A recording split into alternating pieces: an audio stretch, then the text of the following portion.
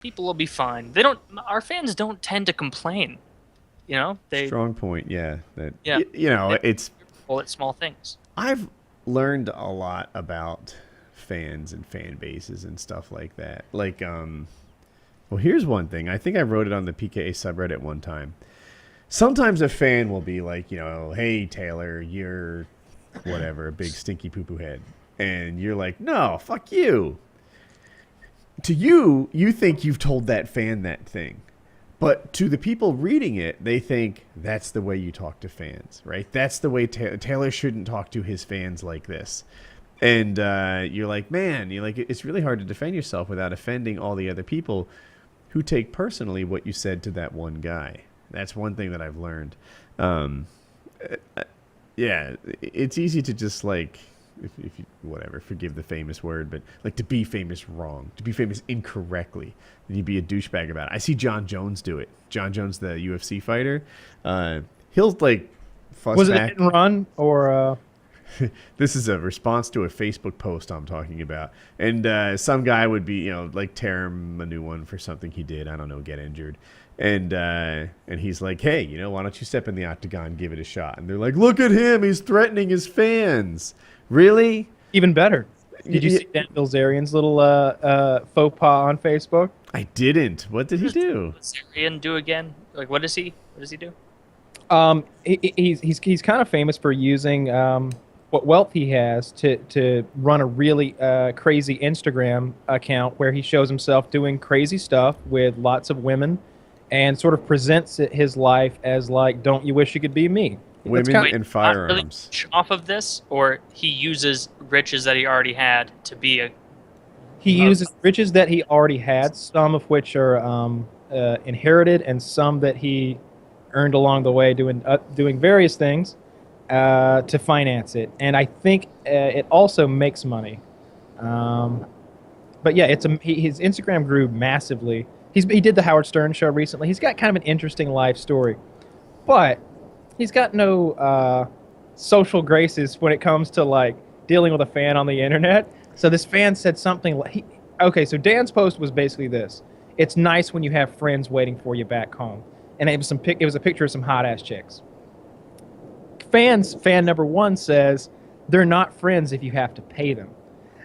Dan says, I fuck more hot chicks in a week than you will in your whole life, you fucking loser. It was something like that. What petty, awful approach to a troll. Where it's like, oh yeah? Well, I have more sex. I got more sex. Just fucking I will say this about Dan, like, he's not exaggerating. So he who doesn't like beautiful women, right? But if gay had men and some women. There you go. Okay, but I think everyone, most of us can agree that we all love beautiful women. Here's a guy who has, a plane and millions of dollars, and he's kind of in the limelight, and he's a really good-looking guy. It seems like his entire life is a vacation. Like, that to me is the most, I don't even know if I had his money, I don't think I'd spend it doing the same stuff, but I do like that he seems to spend all of his time doing whatever the fuck he feels like doing. What he told me was that he's like, I've done all that bucket list stuff.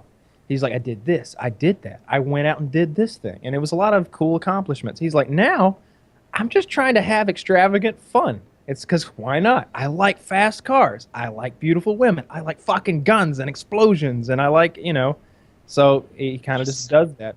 What? He said, I've already done all that bucket list stuff. Well, it sounds like this guy just exudes arrogance and being obnoxious. Where it's just like, I've already done all that. I jumped out of a plane. My dad gave me money, and now I have an Instagram. Fuck off. I have sex. Women love me because of me, not because I have a fucking hot tub on a... You have nailed this so well for not knowing him. And sounds like he could be a really nice guy. His father made his money through like insider trading and such, and look, I feel like these are generalizations. I've met the guy a couple times. He's always been very nice to me, so I think I have to give him a fair shake on this and say that those are kind of generalizations, because his father was certainly a wealthy man with or without whatever nefarious business dealings landed him in prison. I'm not saying that it wasn't. His father may have also made millions even if he never did nefarious business deals. I suspect he did really well honestly and really well dishonestly. Yeah. Sure. Okay. So, but what I'm saying is, at some point I heard him talking about like where X amounts of money came and went to. He lost a lot of his inheritance when his father got arrested. He had to the federal government kind of held him for ransom. They made him sign over over 50% of his inheritance just to get his dad out of jail. And yeah, if that was a $50,000 inheritance, then I can see your point that he only got 23 grand. What was the inheritance? Because if you're going to say 100 million, then there's no excuse. Because someone who responds like that to an internet troll is acting as though they have never had to deal with the slightest bit of criticism at any point in their life whatsoever. And the first person to get under their skin just drives them over the deep end, where it's like, I'm better than you. I'm fucking people. Like, it was a lot of money. It was a lot of money. It's hard to say with wealthy people. Like, I'm here right now working with some wealthy people. I'm not sure if they're worth 500 million or 50 million. And to be honest, I don't think anyone can really tell unless you like follow them to their accountant. Mm-hmm. So Dan's got a lot of money. A lot of it he inherited. Probably more than you would think you would ever need. He's inherited. He's also made quite a bit playing poker, believe it or not, because he plays a lot of cash games that are very high stakes. Wow, and that's interesting because poker is a game where you can play very high stakes cash games with no capital behind you. Like it's like he made himself, right? Like he built himself up from the bottom with those high capital poker games. Good for him, I'm sure he made millions on his own. I bet he's a friend of yours. Sure, he started a couple of companies and made them profitable and then reaped the rewards thereafter. I know he's done that as well. Look, I'm not saying he's a great guy. You mentioned arrogance, totally an arrogant. I don't think you want him dating your daughter, but you may want to follow his Instagram account. There you go. Bilzerian. Bilzerian. Bilzarian. ER. I'm pretty sure Google will correct it. He's pretty successful in social media. And a troll got under his skin, but I am in no position to throw stones over a troll getting under someone's skin, so I won't. Dude, it's easy to happen. Especially if you don't have a lot of training and experience with this, because sometimes someone will say something, and it's not because what they said is accurate. It's because of how inaccurate it actually is. If someone calls you a Nazi or something out of somewhere and they mean it, and you're just like, whoa, you need to get your shit straight. And all of a sudden you look like the dummy on the internet because you were trying to explain to somebody that you're not a fucking Nazi. And I'm just paraphrasing. Yeah, but I totally see that. Historically, some of the things that I've responded to, sometimes it's just been jerks, but oftentimes it's like, man, I wish people had the facts right. If they had the facts right, they'd all be on my side. Right? Remember the chargeback with Jumpman thing? Yes. That guy was a thief. So at least it was rooted in something, though. Sometimes people will just make up outright lies. I saw somebody making fun of me on 4chan one time, and they were saying that they had met me, and they were describing things that I had done that were just kind of minor douchebaggery. The kind of stuff that when compiled together make you go, oh, well, he's an asshole then. And I'm just like, you have very subtly tried to damage my image for some reason. And I go back with proof that it's me, and I'm like, that's a lie, that's a lie, that's a lie, and this is why, and why. And Kyle, only a fool would take anything here posted as fact. It was so annoying. He was like, yeah, I met him. He was wearing his own shirt. It said this. He told my friend he didn't have time for his autograph or something. He refused to take a picture because he wasn't. And I was just like, none of that stuff is true. And I don't even have to have a good memory to know that none of that's true because I don't wear my own fucking shirts. Really anywhere unless it's a real lazy Sunday. I almost always do the picture. I think one time I said no because I had a cold sore and it just looked terrible. It was, and I think I sent that guy a free shirt in the mail or something and signed it. And I always sign stuff because why the fuck not? I got time to scribble on your AR. You are very good with fans. I've only seen you 3 or 4 instances in real life with people who are like, oh my god, it's FPS Russia, come up to you, and you're always nice. You're never a cunt. It's you're always trying to be friendly. Absolutely. I appreciate all those people. I know we've whittled it down before and been how much is one human being who's a subscriber actually worth, and it's a minuscule amount of money, but it's about more than the dollar amount that is attached to him. It's kind of an idea, this guy's part of the team, and I'll give him what he deserves as not just a fan or whatever he's contributed, but as a human being. It's clear that he's had to work up some amount of courage to come over here. His palms are sweat. It's like the Eminem song. Every time I meet these guys, it's like palms neat. What is like palms are sweaty, mom's spaghetti. Yeah. Vomit on the sweater already. Palms are sweaty. Yeah, it's always like that. I'm just, it's so many times I shake these guys' hands and they're just sweaty, so sweaty because they're so nervous to meet me, and you can see their like jaw quivering while they're talking, and it's like, calm down, man. I'm just like, I just shoot stuff. It's like a thank you, not to them individually, but also to the whole idea of why you're successful. That kind of person who cares enough to watch, to follow you, to see all the shit you're doing. Yeah. Like, thank you to the demographic just by being friendly to them, so they can post it, and other people who are in the same boat can be like, yeah, that guy gives a fuck. I met this family one time at Walmart, and it was like I saw the daughter and the mother first, and the daughter was like staring at me, and I was like, I wonder why she's staring at me or whatever, and then like later on, the father, daughter, and mother, like the whole family unit, like cornered me by the Fritos, and they were like, oh, it's you, and they're like describe this whole scenario where like they get together and watch my videos on their Apple TV in the living room and stuff, and they were just like the dad is like wide-eyed, like taking pictures of me for Instagram. And I was telling somebody about this whole story, and they were like, I bet if we search your name on Instagram, we'll find it. And he's like, and there I am with this family at Walmart. Dude, I got like the opposite. So I'm having my house painted in Apex, and this guy wasn't a fan or anything, but somehow what I did came up, and I was like, yeah, I have a show on YouTube, etc. We do Painkiller already on Woody's Gamertag, etc. And he's like, oh, I'll check it out. So he sends me an estimate on what it costs to paint the house, because we're prepping it for sale. We want it to be nice. And he's like, oh, yeah, watched your show with my son. It was the Autoblow episode. He's like, some colorful language in that show. It's like, fuck. It's like, yeah, it's an adult show, sir. Like, yeah, like. And of course he watched the Autoblow right? one. Filthiest sponsor imaginable. I still don't have mine, but I'm sure it's fun. Oh, what a shame. Dude, it really is great. Like I know Woody wasn't around for my description of the Autoblow. I feel like it's definitely better than in like manual masturbation, no matter how good your technique is. I definitely felt like the thing kind of takes over.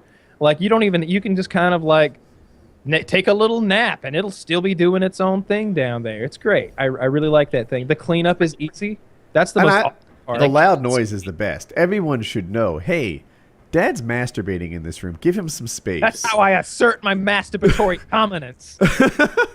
See, and after a while, you can just turn it on and not even use it in a room and get some privacy. I was knocking on that door. Yin, yin, yin, yin, yin, yin. Ice cream? Okay, see you in an hour. He's had his dick in that masturbation machine for like 4 hours. What is he doing? I hear Lord of the Rings soundtracks in there. What's he doing? He tried to slut shame me, I think. Like, she was like, oh, yes, it came in the mail and he disappeared for hours. And I was like, yeah, I was fucking that machine. That got in the mail. Like, I got no shame. Like, there's no way you can own a blowjob machine and not just own it. Like, I mean, you know how to handle it. You assert your masturbatory dominance. You let the world know. Yeah. See, I thought it got lost in the mail. I thought that it got lost in the mail, and so I went to the post office, and I was trying to get my Dollar Shave Club stuff too, and I was like, I think that you lost something that was supposed to be delivered to here. Should have come a while ago. Someone sent it, and they were like, "What is it?" And I was like, well, it's a brown box. It's a brown box. Some goods. Birthday. I'm not sure. I actually said, like an asshole, people in line behind me, that someone had shipped me some goods, like the Oregon Trail, and I needed goods to continue on my way. It's just some goods, sir. Same experience once. So I had a friend in New Jersey, and in New Jersey, cigarettes are very expensive. And at the time, I did not know that it's a crime to ship cigarettes across borders and get around that tax. Really? It is. So I know that now, and so I don't do that now. But at the time, I'd buy her a $50 carton of cigarettes, mail it to her for $3, to a place where they were $70, saving her like $15 a carton or something like that, or maybe $20 a carton. It was significant. I think there were 40 here, 70 there. So it was worth doing. And the lady asked me, she was like, "What are you shipping?" And I was like, I didn't expect to be asked, and I can't tell you what it is. And I was just like, "Books." And she was like, "Oh, great. Books ship for free. Just get them out of there and just get them out of the envelope. And, we have a special book process." And I'm just like, nah. I want to keep going with. I already paid, with the card. Like, I don't even know how that refund works. Like, you're gonna give me stamps or something back as change? Like, nah. She's like, "No, really, it's free." And I'm just like, I just backed away and walked out. Like, she had to make very private books. That's what I guess I should have been like, "They're pornographic in nature." I'd like, but in reality, I'm like, "Don't bust me for smuggling goods across state lines." like I just want to help my friend out. And she's only. That's yeah, that's pretty funny. Yeah, that's embarrassing. It would definitely be embarrassing if like someone, someone from the community, like the mailman, saw my Autoblow, because like I know my mailman, like I know my mail lady, like I don't know his name, but like he knows my mama. You know what I mean? Like, I can't be fucked up like that. And what did Kitty expect you to do when you got that in the mail? Just go over to your bookshelf and put it next to your 8th grade wrestling trophy? Like, I just think she liked the idea of like teasing me because with my male sex toy, but I won't allow it. I feel like that's sexism, and I won't stand for it. Exactly. I'm sure a lot of people on Tumblr are behind you. Yeah, I saw the Reddit post where like someone on Tumblr was making the case that any vaginal intercourse was rape because the woman must not be in her right mind to allow that to happen to her. And it was just like hilarious stuff. That is so condescending to be like, "Oh yeah, like I know better than you. You don't even know the decisions you're making." Has been raping you since 1992. You're just, well, I like it. What do you say? What the fuck? Oh, I love this whole like Tumblr movement. That whole like generation. Some of this stuff on Tumblr is like actually damaging, in my mind. Like I've heard the argument that like, let's say this goes on, guy says, the guy and girl kissing, making out, whatever, right? He makes a move. She says no, this is not what she's looking for. That's a step further than she had planned. All right, they kiss, whatever, they do their thing. 30 minutes later, he makes the same move again. This time she says yes. There are many who think that's rape. And that's bullshit. Yeah. Even makes sense. The deal. And it bothers me. I'm like, man, like... I mean, the situation you described, she says no, and then 30 minutes later is my window. That's how long it takes the pills to kick in. Like, I move, and you're telling me that... No, it's bullshit. Not rape. I agree with Kyle. Totally. I think about high school me, and like that'd be a pretty normal thing, right? First time up the shirt, no. All right, kiss, kiss, kiss, kiss. Second time up the shirt, I'm getting the all clear. Sweet. I attribute that to good kissing technique. I think most of it is just... I think a lot of it is trolls who just see how far they can push the left I hope so. point and say ridiculous things. And the other half are people who just so desire to be a victim. Like, they want to be a victim so much because our media portrays any kind of victim, all shapes and sizes, to be heroic in their victimhood. They are there to be lauded for their trials, which in a lot of circumstances they are. But people want that so much that they're manufacturing reasons to be offended, to feel like a victim, and that does enable a lot of that. And I know Woody's experiencing it firsthand. Apparently, Hope is a big fan of Tumblr and these silly leftist ideas. I wasn't going to call her out by name, but yes, there is an element of that. I'm sure there's a school you could send her to. Some sort of military school? Where are we sending her? Yeah, it would end in the word academy, I think. A very conservative academy. It's very well respected. Wait, what academy? Right, Cambridge. Yeah.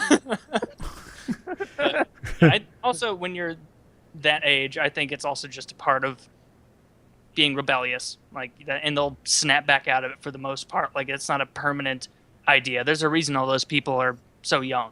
Yeah. Because who are older have more perspective on it. And Did you hear the woman at the slut walk thing? Was it called a slut walk? I think it was. I'm sorry, Kyle. What'd you say? It is called. It is like called. And okay. Here, let me how the situation is going down. There's a bunch of feminists, right? And picture like stereotype of feminists in your head. That's them. Don't picture all of them like that, because some of these chicks are hot. I've seen these videos. Really, I only remember the one the anti-slut walker being hot. But anyway, an anti-slut walker now. Oh, okay. Which one is the good one? Let me lay this out. There's a slut walk, and these women are basically saying that America has a rape culture, and that we need to stop it because so many men are pro-rape, and rape is overlooked here, and women are afraid to report rape, and all these crazy things. And then there's an anti-slut walker, and she essentially says that there is no rape culture in America. That in America, there are no high fives for raping anyone. You are shamed for raping anyone. You go to prison, and you are the lowest of the prisoners. That in America, there isn't some sort of it's okay to rape in the United States. We don't have a rape culture. There are rape cultures on Earth. India is often associated with a rape culture. Some Middle East countries are often associated with a rape culture, right? Where if you rape her, suddenly she's a slut for having gotten raped, and what was she doing away from her brothers anyway? That's rape culture. But here, that's not how it rolls. If there's a rape, then the raper is almost all, unless she's a hot 48-year-old cheerleader, the raper is always the bad one. And I don't know why you're associating the rape the slut walk people with that though, because a slut walk I think is basically these ladies wear like panties, or even like they're scantily dressed, or even in their underwear, or sometimes just topless in underwear, and they're walking around sort of a march through an area. And the whole point of a slut walk is to say, it doesn't matter what I wear, it doesn't matter if I'm dressed scandalous. That's not a free ticket for you to rape me. Wait, I think everyone agrees with that. But what you've just described, if that's what it is, that sounds like an attention grab for people. Like that. And of course, it's meant to be an attention grab.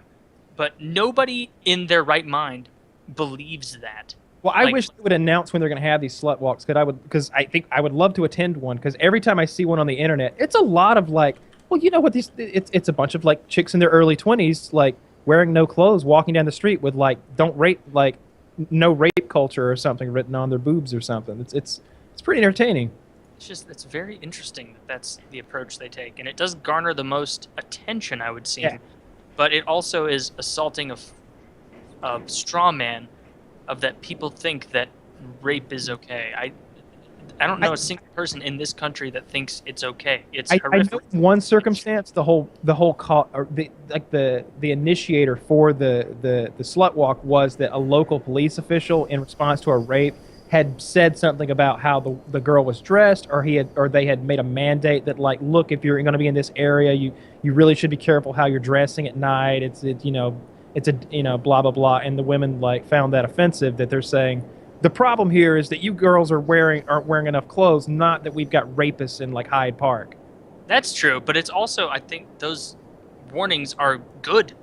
If there's a spree of murderers and dangerous felons in an area, I hope the police say, avoid this area because you're likely to be victimized if you go there.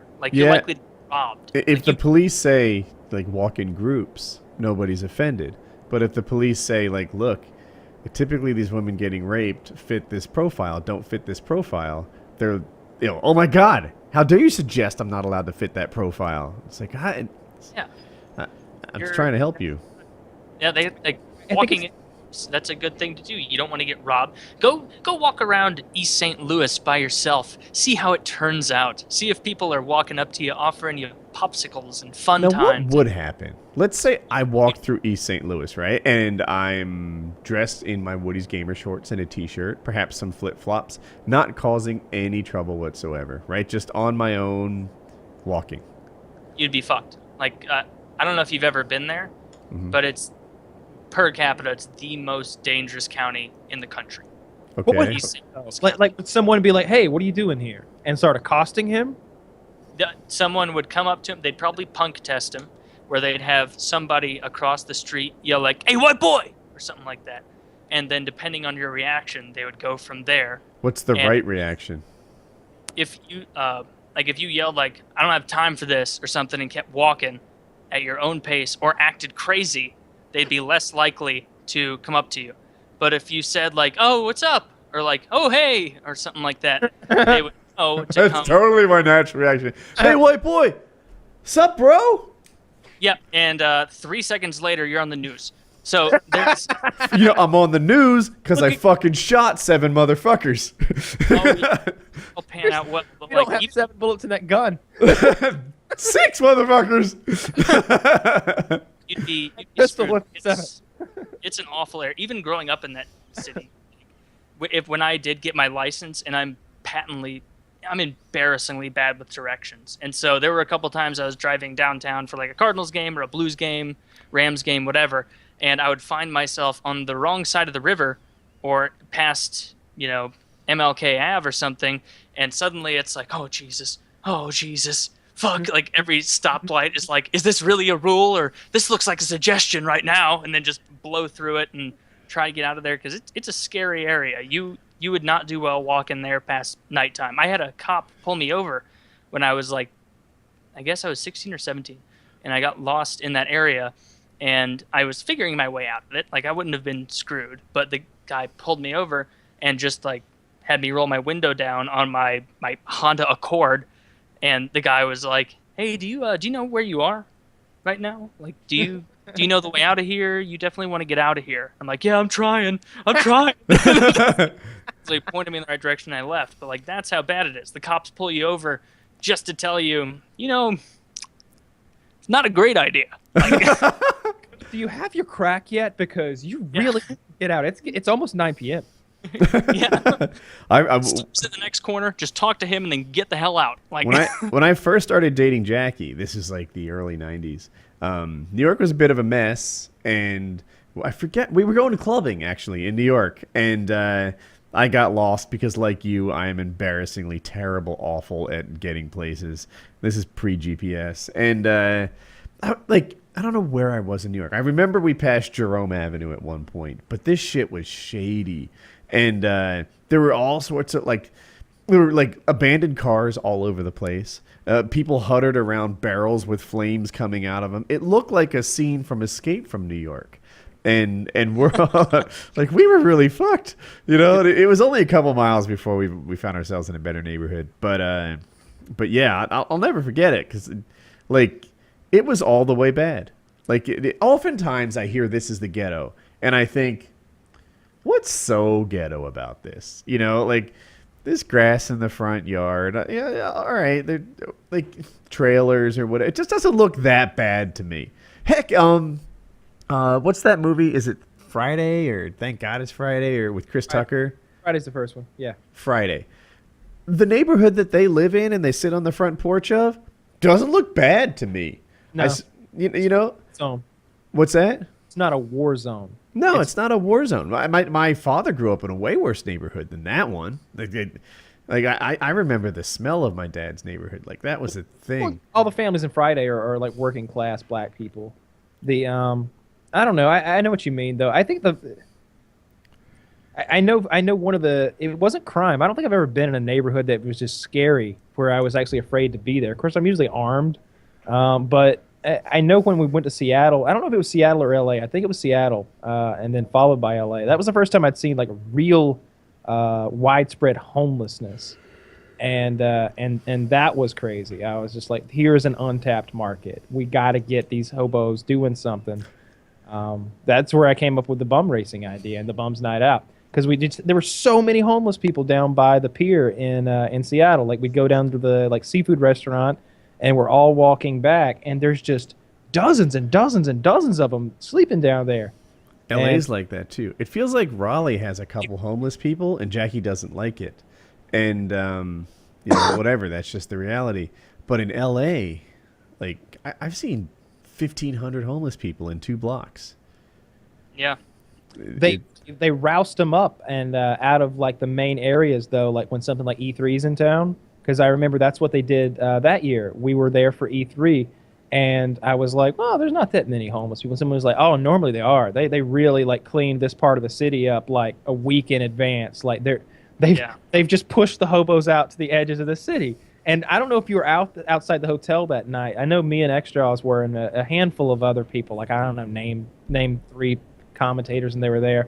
But like this black lady comes up, and she's clearly homeless, and I don't remember what she was trying to do. She was just kind of loitering, and it was a really nice hotel. And this black bellhop comes outside, who's also a lady, and they start arguing back and forth. And the homeless lady is calling the bellhop an Uncle Tom, and they're screaming like the N-word back and forth.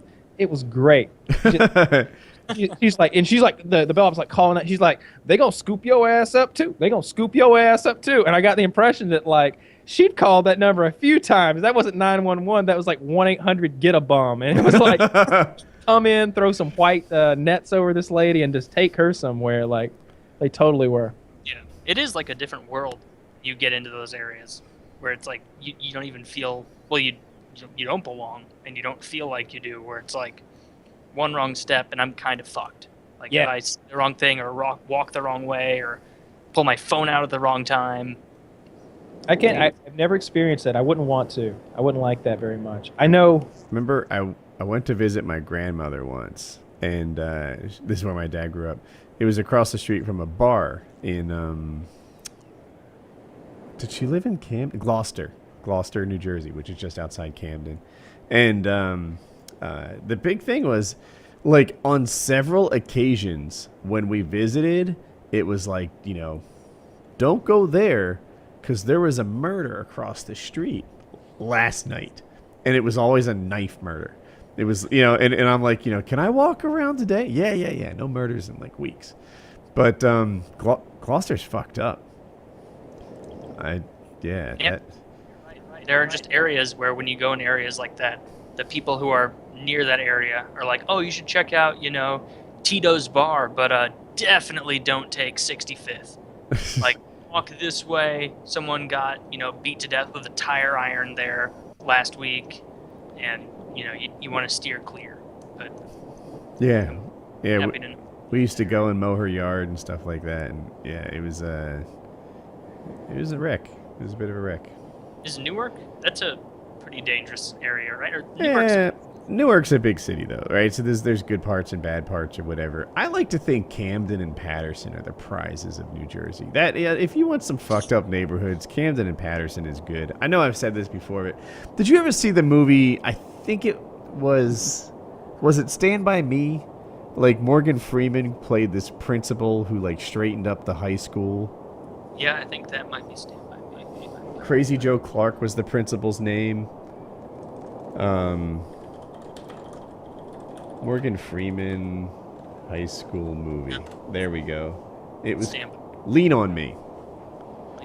So the movie was Lean on Me. By the way, I hear the noise now. My ceiling fan's off. I'm innocent. Anyway, Lean on Me. He played this high school, and it was like the worst caricature of a awful high school. All the kids are like not paying attention, not going to class, pregnant, dropping out, etc. That's where Jackie was zoned for. That was her base school. She went to a Catholic school, but that's where she would have gone had she not done private school. So, yeah, legit. Oh, now that looks like a bad neighborhood. And that second one looks like where my dad grew up. Oh, yeah, there are huge swaths of East St. Louis, and even before you get there that look like that. Like North County, where Ferguson isn't even that bad. Where Ferguson and Berkeley are, is not nearly as bad as East St. Louis. Yeah, that second one reminds me of where my father grew up. And in behind the house would be a small yard. Everyone had a chain link fence, and they just have their little like section. And the first one, different, but I also recognize it as not good. Yeah. Yeah, I'm perceptive enough to catch that one. Less than ideal. So phone, which is my hotspot right now, has 5% life left, 4% now, and I don't have my charger. So I'm going to have to borrow a charger from Kitty, who's a floor down below me, and I'm still waiting on her to respond to my text